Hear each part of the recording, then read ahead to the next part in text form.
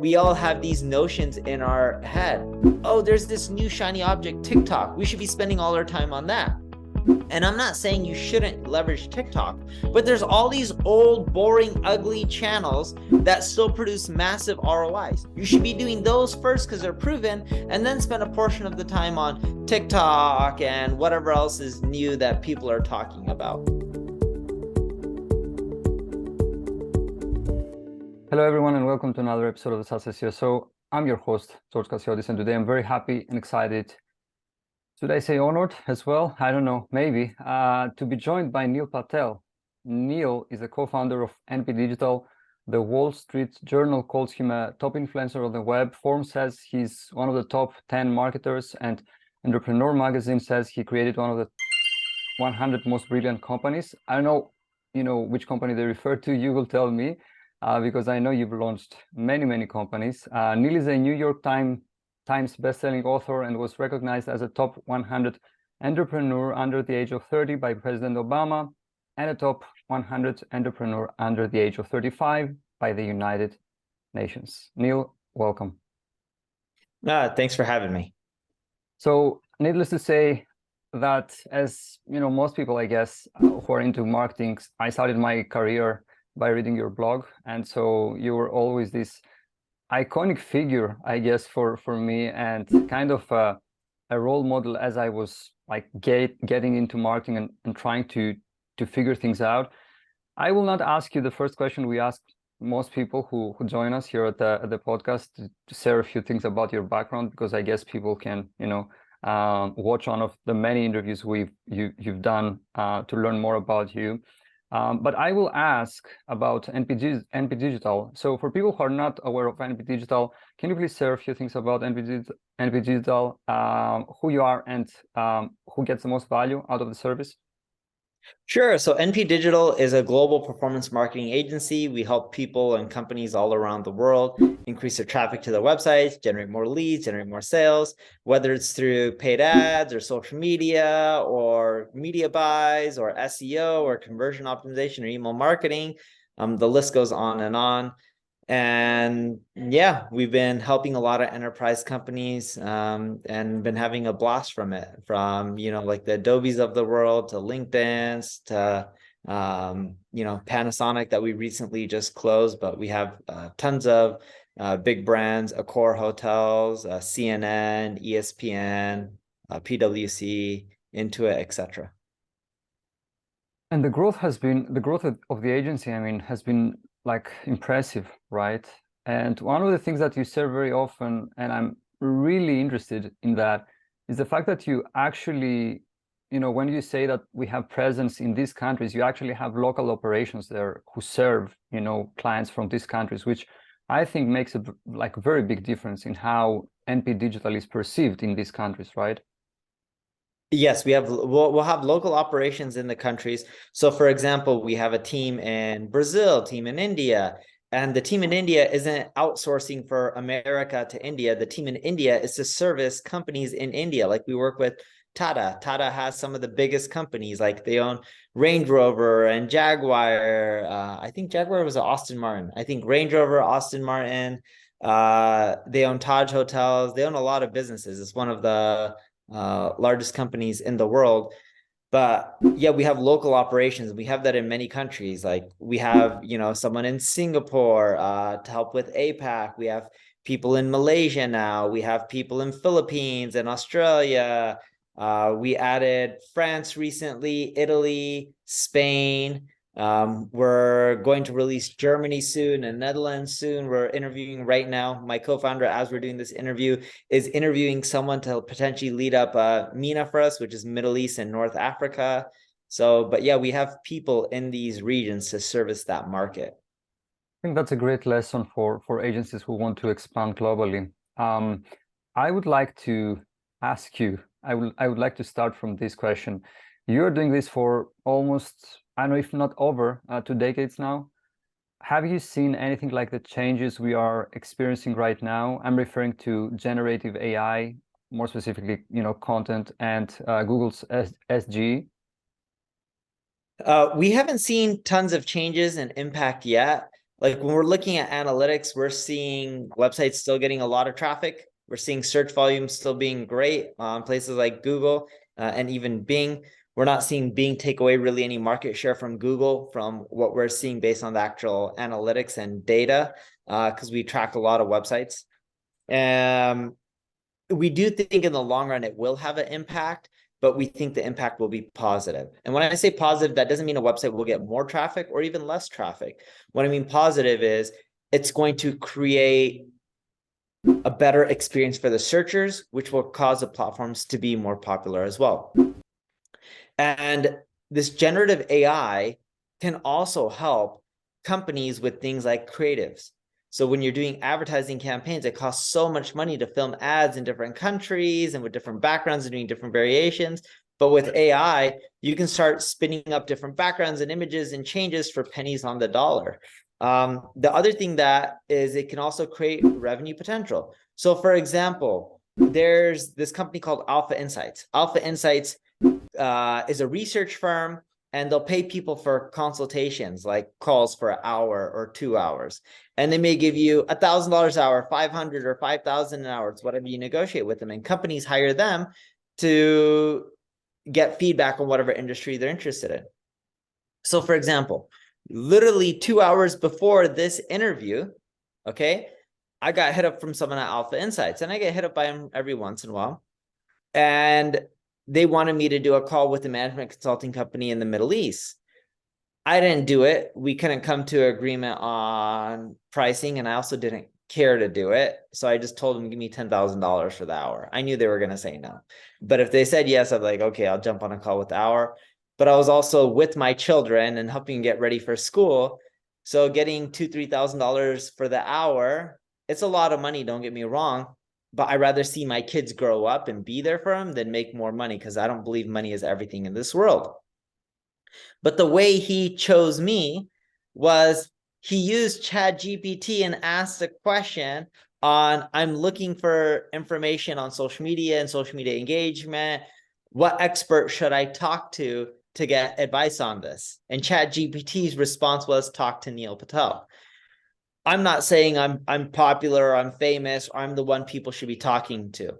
More so, the point I'm trying to make is you can also generate business from these tools as well. Yes, it may take away traffic from your business, but it can also provide business to you as well. For example, if they ask ChatGPT what agencies I can talk to within these regions, if ChatGPT gave mine as an answer and you optimize for ChatGPT, which creates a new form of marketing, that can also help you produce more income as well. I wonder if they had, if this person had Bing on when like he conducted the search, or was that, you know, an answer given by ChatGPT based on the data it was trained on? I guess, you know, it was from ChatGPT. It was not from Bing. Yeah, yeah. I mean, I get it. I think that's a difficult pitch to make to our clients, at least, you know, that let's optimize for that now, because it's a completely different game, right? It's not about let's optimize for that now. Technically it is. It depends how you perceive that. It's more so let's optimize for all the existing stuff because it produces results. And let's also spend a small portion of the time optimizing for ChatGPT and Bing and Bard when they're using their generative AI. So it's a combination of both. It's a very small percentage that should go to ChatGPT, et cetera, because it's not proven yet on how much revenue it can drive a business. And businesses are ROI based. But there's nothing wrong with spending $10,000 a year, $20,000 a year. If you're a really massive corporation, you know, even $100,000 a year. If you're a company that's doing $10 billion a year in profit, what's spending a few $100,000 a year on some of these platforms and just being prepared? The risk is low. Another thing that they released plugins. Speaking of ChatGPT, they released plugins the other day, and a couple of weeks ago actually, and I thought, oh man, this is another opportunity, right, for plugins. I don't think that as of now they have any paid plugins or anything like that, but that's a great opportunity. For example, I know that you use for NP Digital tools like Ubersuggest, and recently you acquired another tool, Answer the Public. as a vehicle for growth. And I've, heard you speak about that, and I think this is a brilliant strategy actually. But I'm thinking about, like moving forward, why not like launching a plugin that's dedicated to ChatGPT? Do you think that could be also like a way to get in front of, these people's eyes, I mean, the users now? Potentially, it depends on the adoption. Yeah. But I don't know the right or wrong answer. I think a lot of this stuff, sadly, is going to be experimentation. You try 3, 4, 5 different approaches, and you see what sticks, and you double down on the stuff that's producing ROI, or at least in the beginning, getting some traction. That's a good point. Yeah. Now you started your career as an SEO professional, and then of course got into pretty much everything around online marketing, right? Do you think there is a future for SEO in online marketing? And if yes, how does that future look like? There is a future of SEO and online marketing. It's not dead. People have been saying it's dead for ages. We built the 21st fastest growing company in the United States, according to Inc. magazine, through SEO. Now, we've done many things since then to continually grow. SEO will not build you the biggest company in the world or anything like that, nor will paid advertising, but you're going to have to take an omni-channel approach. You're going to have to do SEO. You're going to have to do email marketing. People say email marketing has been dead for ages and people don't use email, yet MailChimp sold for double-digit billions. So is email marketing really dead if MailChimp sold for that much? Or look at Klaviyo. Klaviyo filed to go public. And what I read online is they either do 600 or 700 million a year in revenue. Email marketing can't be dead if they're doing that much in revenue, right? But we all have these notions in our head. Oh, there's this new shiny object, TikTok. We should be spending all our time on that. And I'm not saying you shouldn't leverage TikTok, but there's all these old, boring, ugly channels that still produce massive ROIs. You should be doing those first because they're proven, and then spend a portion of the time on TikTok and whatever else is new that people are talking about. The reason I'm asking this question, and I agree with you, like I mean, usually at the end of the year, towards the end of the year, you see these articles like, or these headlines or something like that, that SEO is dead and so on and so forth. So I don't know. I agree with you. There is a future for SEO, but at the same time, I expect, things to change, especially with Google's, SG. By the way, have you tried SG? What do you think I've of it? tried it. I think it's great. I love it. The user experience is better, but there's still tons and tons of queries where they don't provide that. People said SEO is going to change drastically with knowledge graph because they're answering a lot of questions for you and giving you the data. That's true. People are getting a lot less clicks, but there's still a lot of revenue to be made. And funny enough, it depends on the industry as well. When you talk about clicks, I'm talking about percentage-wise of the people searching. But in total, Google has continually driven more clicks to websites each and every single year since their existence, according to Danny Sullivan, who works at Google. One thing one thought I have about that is, assuming that websites get less traffic, right? Maybe that's a possible outcome, right? That may not be a bad thing after all, if we think that, what, after all this like interaction and quote unquote clutter on the SERP, if someone ends up visiting your website after all, maybe there is a higher intent there. Maybe there is a stronger intent, either to learn something or to like take some sort of action with a monetary value. Do you see that happening? I mean, intent being like more stronger from visits? So check this out. So we did brand recall studies. When you look at like knowledge graph and sometimes Google giving you an answer and saying what site they got it from, we've seen when we do brand recall studies that even though people aren't clicking on your website, when they're seeing your name, seeing the answer, seeing the company logo, or not logo, company name, it's causing more overall revenue than not being there. We think something similar is going to happen with AI and search engines. So you have to be present, right? This is the point. Yes. Because just because someone doesn't go to your website, but if they're getting the knowledge from you and it's clear that it's coming from you, still helps with branding. You see all these TV commercials and you see Nike everywhere around the whole world, right? Not just in the US, not just in Europe, they're literally around the whole world.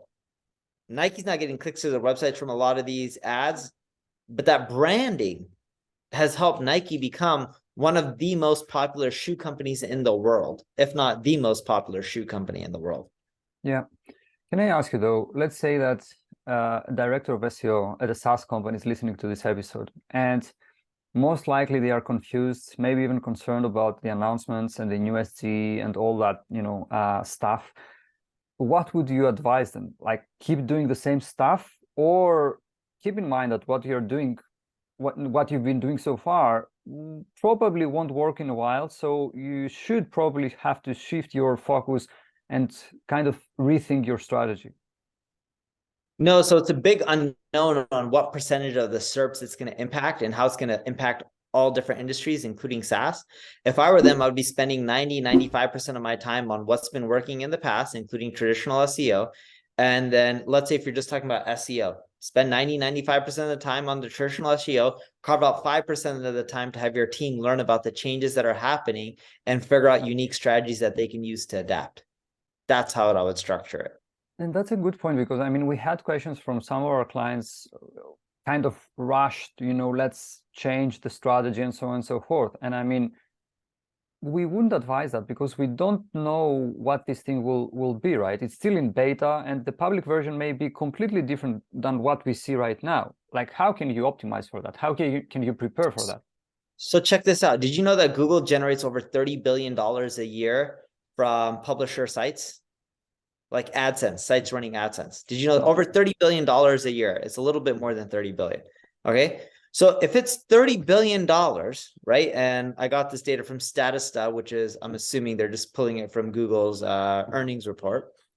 If it's $30+ billion a year, how do you think most of these publishers who are running AdSense get their traffic? What do you think? How do you think most of these sites get their traffic?